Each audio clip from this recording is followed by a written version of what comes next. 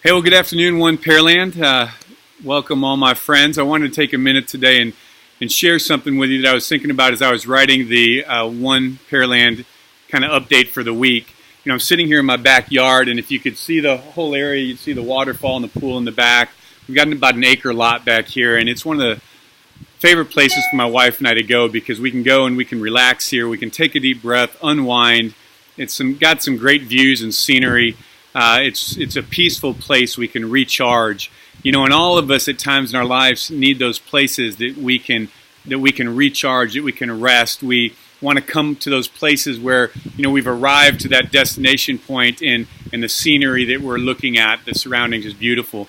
You know, it reminds me, I don't know if many of you have ever gone on any trips into the mountains where you've been driving your car through these areas and you come to these places that says Scenic Overlook ahead.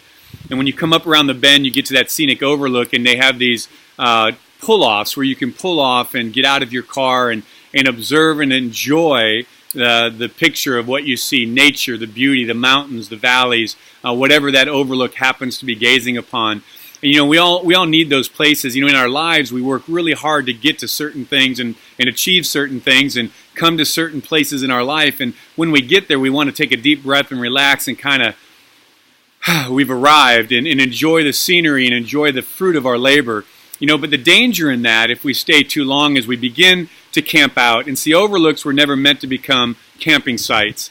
And so we get there, we relax, we set up our tent, we put some pictures on the walls, we carpet the floor, we invite the in-laws over, and before you know it, we've kind of settled into that view, into that place, and we've accepted it now as the pinnacle of our achievement.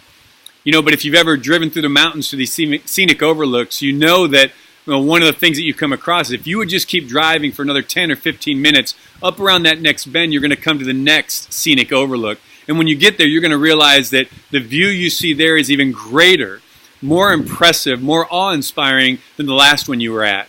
And the danger is we miss it if we start to settle in and camp in and stay where we're at and think we've arrived.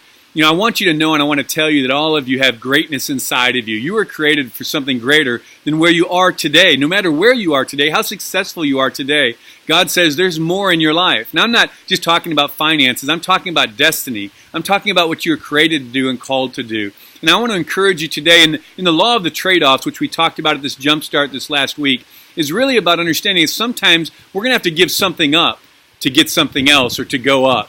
What are those things in your life, I want to ask you today, that you may have to let go of, you've been holding on to, that are keeping you where you are and limiting your potential? It's keeping you from moving on to that next place. I don't know what those things are for you, and we all have different things, but we've got to be careful that we don't begin to settle in. We've got to move from settling to soaring. We've got to believe that there's something greater around the corner. We have to know what we're willing to sacrifice as well as what we're not willing to sacrifice. And then we need to be able to embrace change if we're going to go higher.